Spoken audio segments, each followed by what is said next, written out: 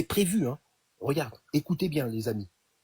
Cas où le mari déchire les parties génitales de la femme lors du coït. Écoutez, si le mari déchire les parties génitales de sa femme lors du coït, de deux choses l'une, ou bien elle est en âge de supporter l'acte sexuel, auquel cas il n'est pas responsable, ou bien elle n'est pas en âge de supporter l'acte sexuel, auquel cas le mari est tenu de payer la djia. Écoutez, de payer la djia.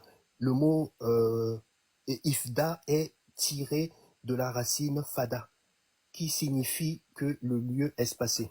Écoutez ce qui est dit ici, là. Regardez, écoutez ce qui est dit.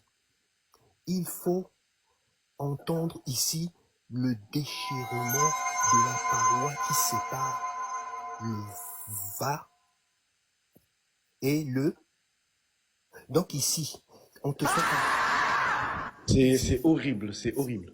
Ici, on leur fait comprendre que quand un homme s'est marié avec une femme, on fait comprendre que quand un homme se marie avec une femme en âge de supporter ça, l'acte sexuel, si jamais il y a déchirement entre la paroi qui sépare le ça du ça, il n'est pas tenu responsable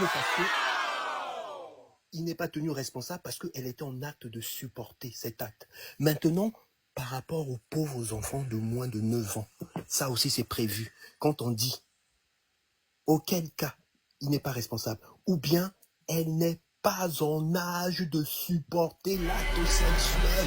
On dit en âge.